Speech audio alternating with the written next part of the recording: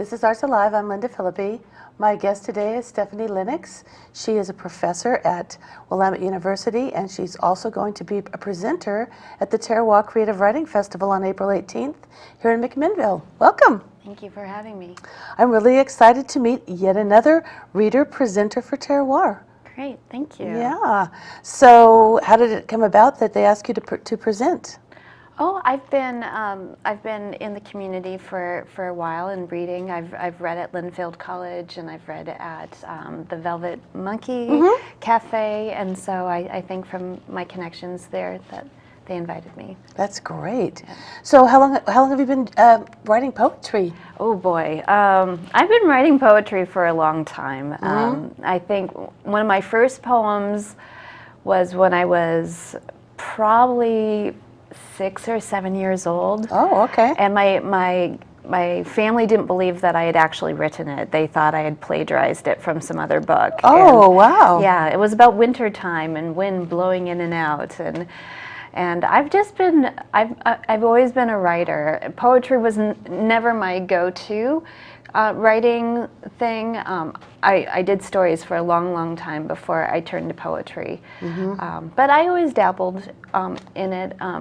I submitted a poem to the American Legion essay contest and won honorable mention, even though it wasn't an essay.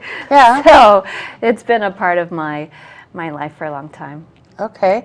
And obviously, I'm sure you must still write short stories as well. Yeah. And in fact, I write very short stories. They're called microfiction, probably 25 words or fewer. That's it's how a poet does prose. That's kind of like a tweet. Yeah, exactly. Just about, huh? Yeah. Wow. Okay. Well, would you like to read something that you've written? Yeah. I'd like to read a poem from my book, Congress of Strange People.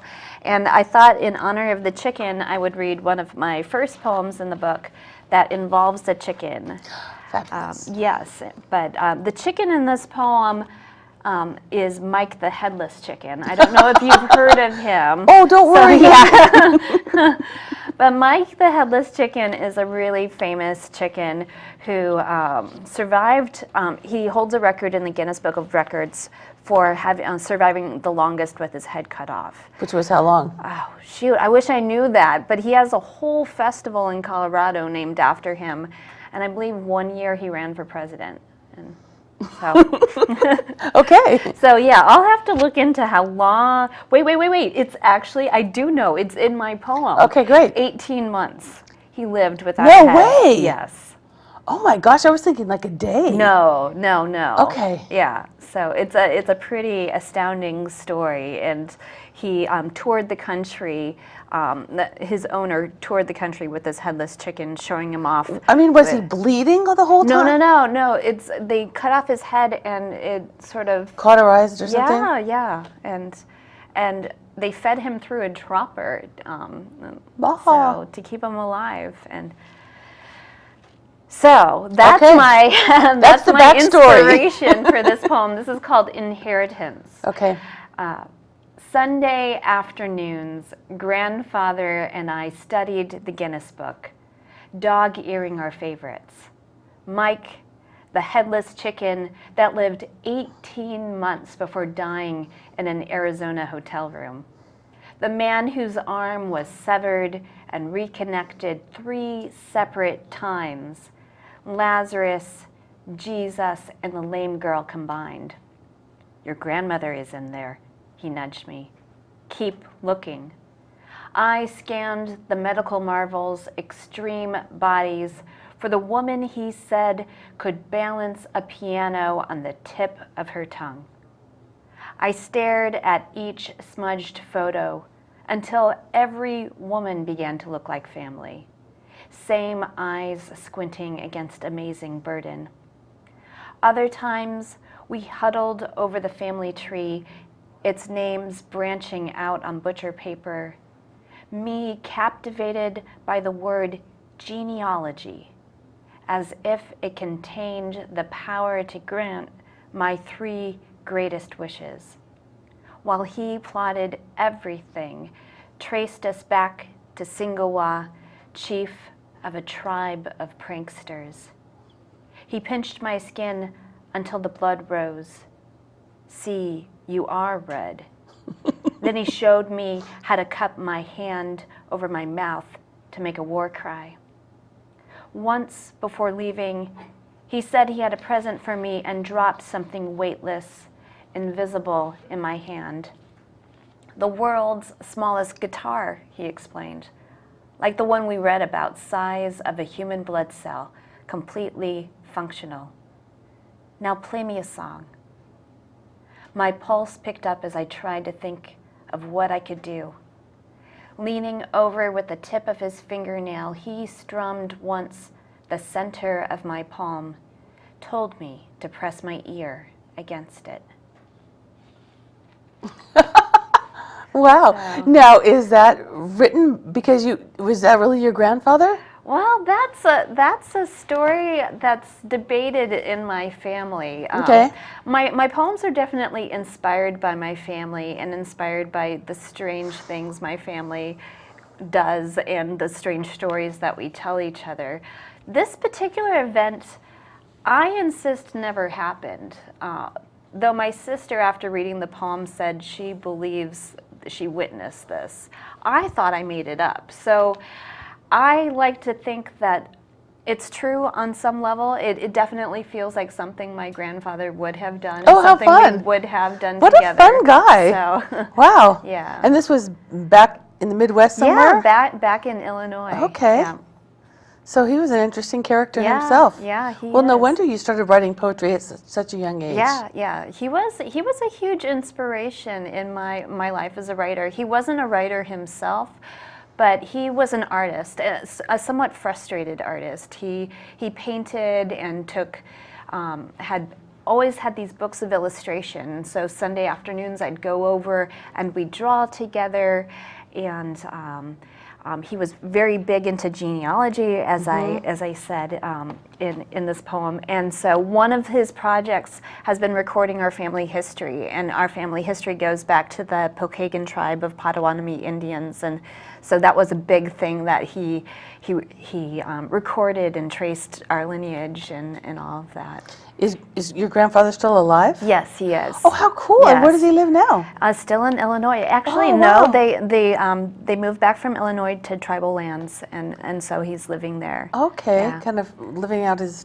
time, Yeah, whatever. yeah. Oh, that is absolutely wonderful Yeah. that you still have him. What Yeah. a treasure to get Yes. to spend time with him as an adult. Right. And take your poetry back and show that to Right, him. and he's read my book. My family, they're huge supporters of my poems. Because my uncles and my cousins and my aunts and my grandmother all show up in the first section of the book.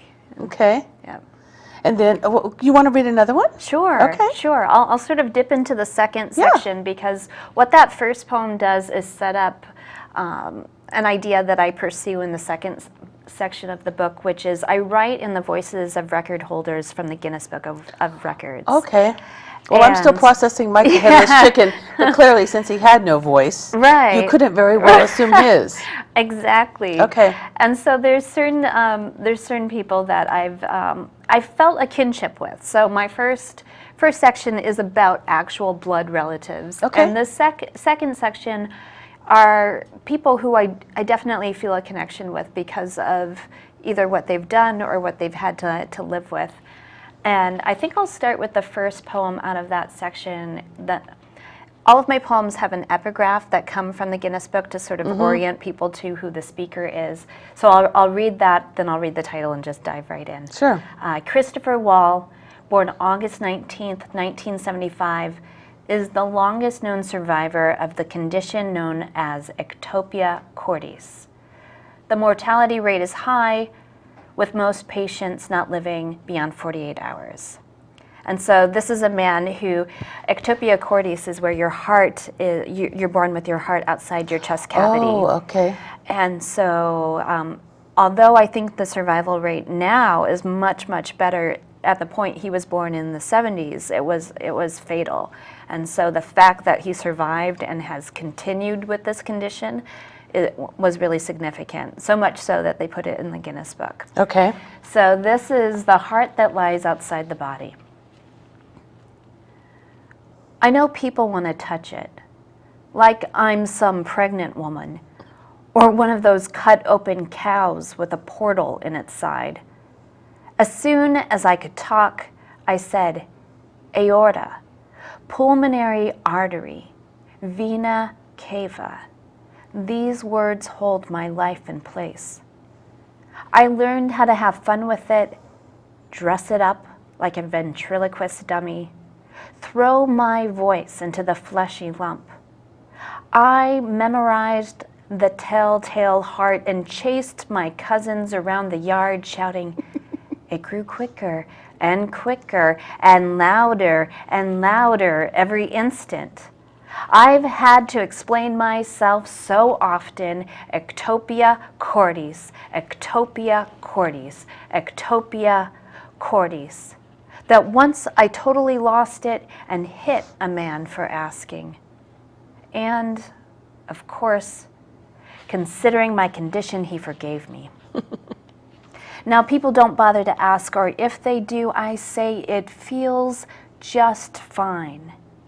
In fact, I've lived so long the doctors say I'll die like everyone else. I have dreams that it fills with air, floats away. I don't know what that means. Wow. Wow, I mean, it really is amazing because, you know, you do put yourself right into the mind of that person with the frustration. Right. Above all, Right. it's like I'm a person. Right. You know, Right. I'm not a freak. I'm just Right. a person who has this freaky thing. Right, right. I love it. That's fabulous. Okay, so let's talk a little bit about the Terroir Okay. Creative Writing Festival, which is Saturday, Right. April 18th. It's going to be at the McMinnville Chemeketa campus. Right.